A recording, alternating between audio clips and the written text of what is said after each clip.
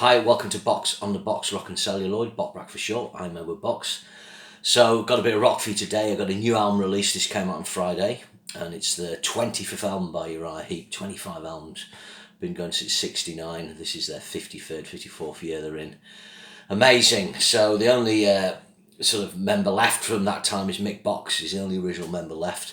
All the members of the classic lineup are now sadly passed away, as has John Lawton, probably their best replacement singer, until the most recent guy, Bernie Shaw, who's actually been in the band since 1986. So I think that's the first port of call. People always gone about like classic lineups, but sometimes those classic lineups can't survive, and you've got to find people and band to keep that band going, because that's a living, and you know people have put a lot of work into keeping these bands going.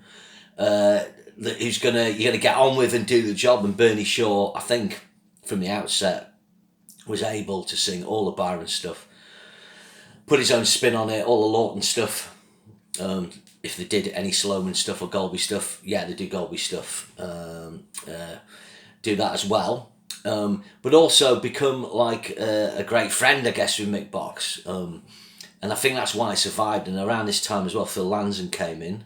I think he was in Grand Prix as well, could be wrong. And he brought in a lot of songwriting skills and lyric skills. So if you remember, like, Ken Hensley used to be the principal songwriter, you're right, he'd be left in 1980.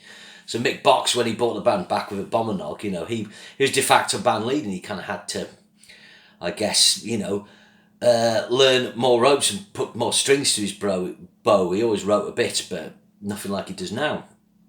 So basically this lineup, pretty much from inception, the first thing they did was discover they were big in the Eastern Bloc and did a Live in Moscow album. So that actually came out, and they kind of did all that before their Raging Silence album. I think at this time Peep went on an independent label, and you've got to think of it contextually, that put them quite down the pecking order compared to Sabbath in their whatever incarnation, was still on a major, I think even when they're an RS had good distribution. Of course, Deep Purple have always stayed on a major, obviously not now. It's different times then. So URIAH HEEP really kind of became a heritage act before that was sort of commonplace, you know. Really, what strengths they had rested on those the classics of the Byron era and Bernie Shaw's ability to do that, and then do music that fitted in with that. Their initial forays were kind of a little more AOR. Certainly Raging Silence, certainly the Different World album, which didn't really work. But basically, hit, not paid it, but they made a really good record called Sea of Light in 1995. And they should have kind of stayed on that course, and it kind of did with the next album, Sonic Origami, but it wasn't nowhere near as good as Sea of Light. Sea of Light's a really good record.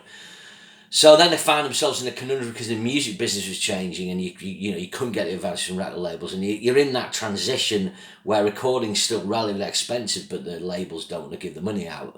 People record at home now. Recording's really cheap, but there's that changeover period. So they don't do it now for 10 years, but when they come back with Wake the Sleeper in 2008, they basically kind of settle on what is their sound now. By this point, Lee Kerslake has had to retire due to health issues, and he's sadly passed away since. They bring in Russell Gilbrook, and Russell Gilbrook's impact on the band, if I was picking a comparison, it's like when Scott Travis joined Judas Priest.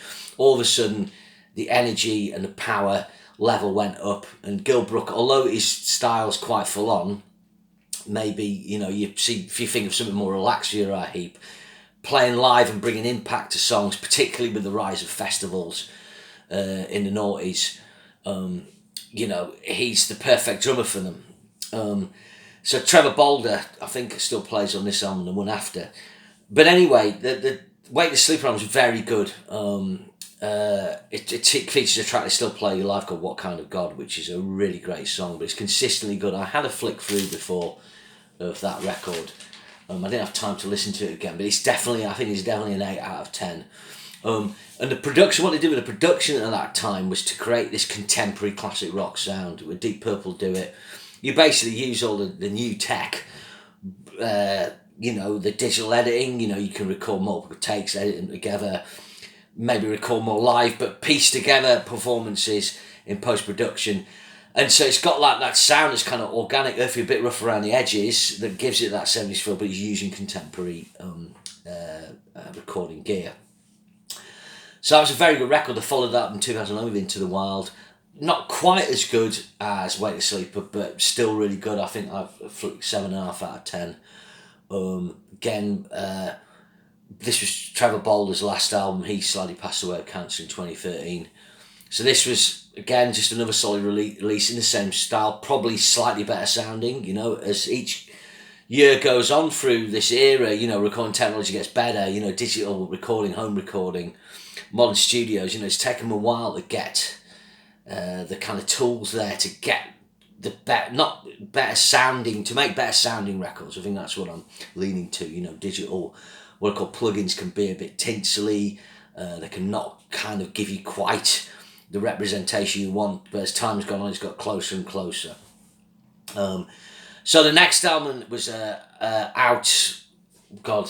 Outsider, had to look at that, I always get muddled up, quite a cool cover on this album.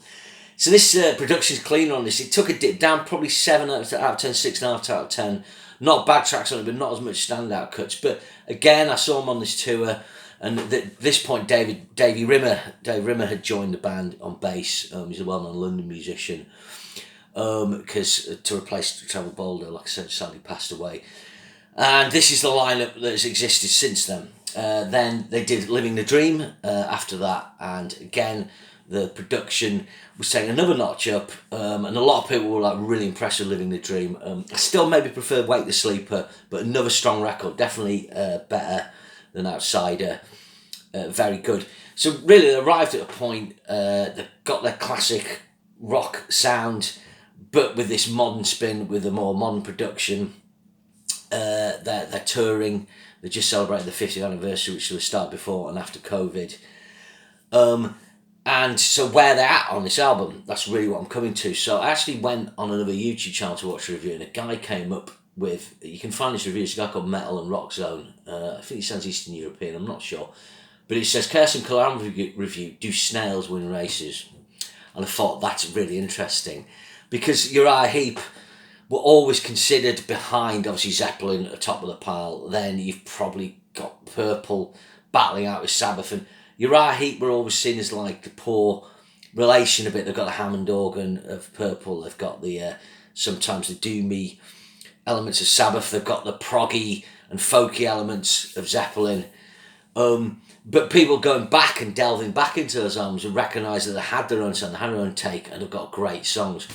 So where does it leave this album? Which is what I'll say about this album. I'm not sure how good it is overall yet, because I've only been able to listen 5 times, and I wanted to put this review down to get it down, get it out there.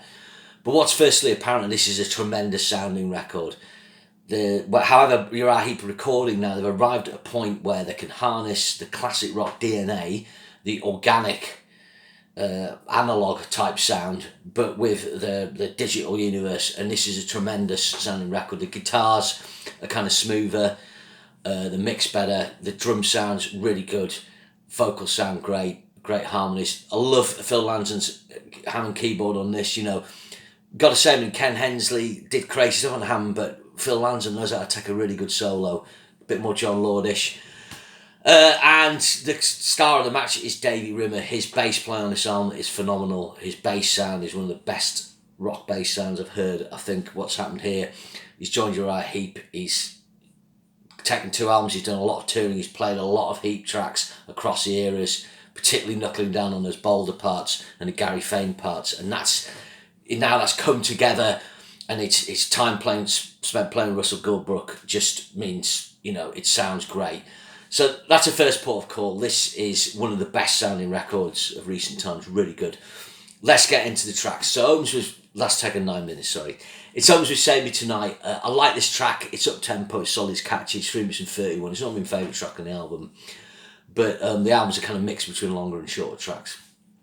Next track, Silver Sunlight, this is corking.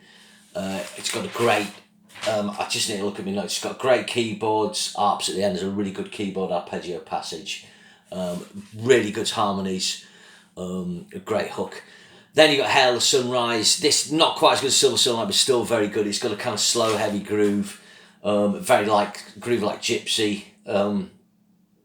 I And he's singing a slightly lower register on this, Bernie Shaw, and kind of builds it up. Really good. Now you got Age of Changes. This is the first slightly longer track. This is 5:50. Again, another solid track. Not as good as the previous two tracks, but good. Got a nice harmony lead part pre-solo. I should say there's some nice sort of more guitar parts by Mick Box on this. You know, sometimes he can just kind of play the kind of power chords, get his wah-wah on. He's crafting some extra stuff on this, which is really, really good and really nice to hear. It's got more upbeat groove. It's got a half-time verse, which is quite interesting. Forgive me looking at my notes. So it's a good track, really solid. Then you got Hurricane, which has been the second single. I really like this. I actually prefer it to Save Me Tonight. Quite a good sort of typical kind of rock lyric about the weather. How many songs have there been called Hurricane? Who knows? I can remember Vow Wows. Just my note here, just good single, solid hooks, you know. It's a really good track. So they kind of start with the shorter tracks. Then the album gets more epic. So track 6 is One Nation, One Sun. And this is like, I think, the album's showpiece for me. It starts off with a kind of ballad type intro. Then it goes into this really cool bass groove. And this is where Dave Rimmer and Russell Goldbrook, you can just hear that synergy. And Dave, boom, boom, boom, boom, boom, doing that. Dave Rimmer's bass sound and his pocket on this is really good. Lyrics are cool. I really like it. I quite like a lot of lyrics on this album. Actually, it's quite interesting. And it's got a lovely section for the chorus, and then that at the end that comes back in and it does a kind of 2-minute fade out, and it's fucking glorious. This is one of the top URIAH Heep epics. Just look at my notes here and just see what else jumped out. Yeah, it opens with a kind of vibe, the piano vibe of Rain or Confession would be a sort of nod to the old days. Track 7, Golden Light. Again, this is a kind of lesser track, but it's still good. It starts with a riff in the Phrygian mode, so it's quite dark and gothic. That mode turns up later on. Obviously, musos will know about that. A really good melodic bass part on this, so Dave Rimmer puts in some really nice sort of Gary Thane type bass playing, which really Gary Thane fans, myself included, will appreciate. So that's and you've got You Never Be Alone. This is an interesting track, quite interesting lyrics about childhood. I'm not sure what they're totally about. Again, ballady, but it stretches out 7 minutes 56. It stretches out with different sections. Yeah, it's got like it uses what's called a Lydian mode on this. So it's a little ethereal sounding at start, strong chorus. That was the vibe I got from it. It kind of has an up-tempo middle section. It was kind of that kind of reminded me of The Magician's Birthday or Paradise the Spell, where you're having that time change in there. It's a good track. Then probably one of the best, maybe the best sort of short track on it, on Fly Like an Eagle, 3 minutes 47 seconds. So this is quite cool having a shorter track at this point. I'm just checking my notes on this, and again, this uses the Phrygian tonality I was talking about before, which gives it a dark feel. Nice swirling keyboards on this, and he uses fifth vocal harmony, so typically URIAH Heep use stacked thirds, you know, the root, the third, the fifth, and so on. But they've just got that fifth sound on some of this, and it just adds to that more. I should go into history of music. So the Phrygian mode is used in Gregorian chants quite a lot, which is what monks sung, I think, medieval times, and that uses fifth. So it's kind of, although it doesn't sound like that, it's got that lineage in it, you know, in the history of music. Then you've got the albums, I think it's the longest track, 8 minutes 11 seconds, you're at Freedom to Be Free. So quite interesting, the band.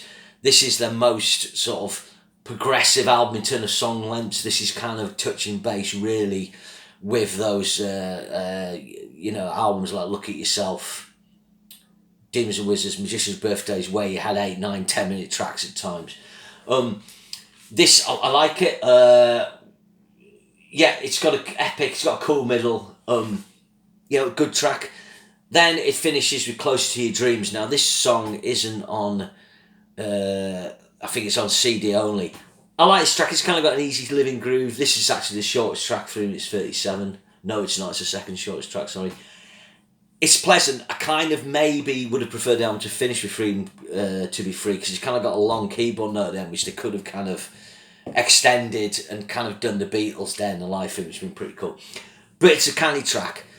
So what would I mark this out of 10? When it's strong, it's incredibly strong. It's got these 5 or 6 cuts. One Nation, One Sun. It being the standout. Just if you do nothing else, listen to this track. that just excellent. The other tracks are good. They're all solid. They're all solid 6, 7 out of 10. I need to listen to the album more. I think it is a grower. Is it better than Living the Dream? It might be. It certainly sounds better. Maybe still for a Weightless Sleeper. I don't know. But what it does do, it continues Uriah Heep's great run of albums.